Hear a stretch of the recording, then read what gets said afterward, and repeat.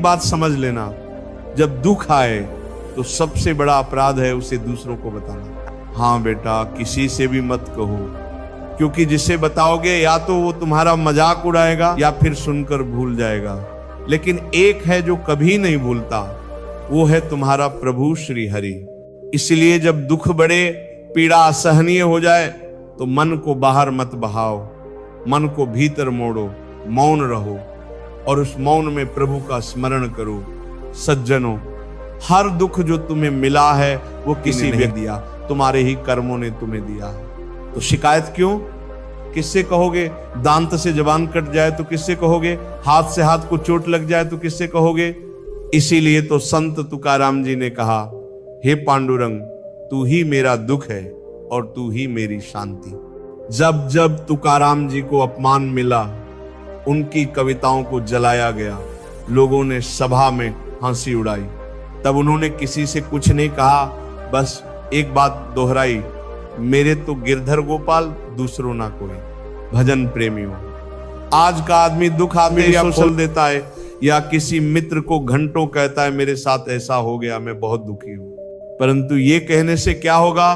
दुख और बढ़ेगा और मन संसार में उलझ जाएगा।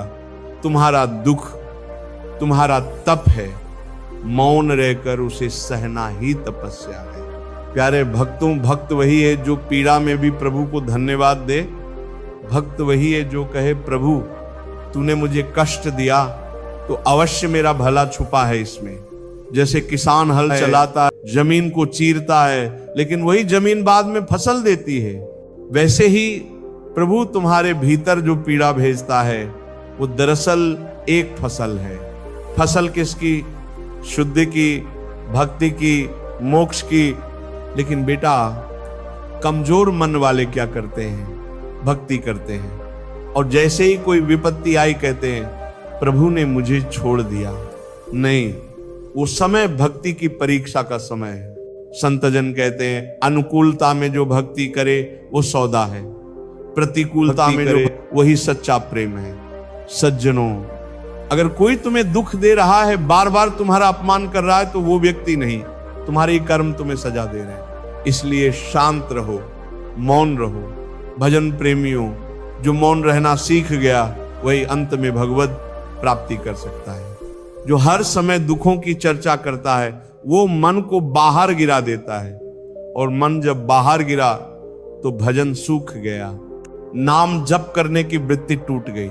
इसीलिए एक नियम बना लो, अपना दुख केवल प्रभु को बताओ, और अगर किसी को बताना ही हो तो आंसुओं के माध्यम से प्रभु के चरणों में कह दो। उन चरणों में हर दुख का उत्तर छिपा है। भक्तों, आओ अब हम समझें क्यों हमें दूसरों से अपने दुख नहीं कहने चाहिए। पहला, हर कोई तुम्हारी वेदना को नहीं समझ सकता। दूसरा, दुनिया के पास समय नहीं है तुम्हारे दर्द को सुनने का। तीसरा, दुख कहने से हल्का नहीं होता बल्कि और गहरा हो जाता है। चौथा, मन संसार में भटकने लगता है और प्रभु से दूर हो जाता है। पांचवा, प्रभु ये देखना चाहते हैं कि दुख में भी तुम केवल उन्हीं की शरण लेते हो या नहीं। प्यारे भक्तों, जो मौन होकर दुख सहता है उसके पास शक्ति आती है, और वो शक्ति क्या है? नाम की शक्ति। नाम जप ही वो अग्नि है जो तुम्हारे कर्मों को भस्म कर देती है। किसी को दोष मत दो, किसी को दोषी मत ठहराओ। अगर कोई तुम्हें गाली भी दे, अपमान दे, तो भी चुप रहो। क्यों? क्योंकि संत तुकाराम भी कहते थे, अगर कोई तुझे डांटे, मार दे, अपमान करे तो समझ ले तेरा पुराना कर्म अब खत्म हो रहा है।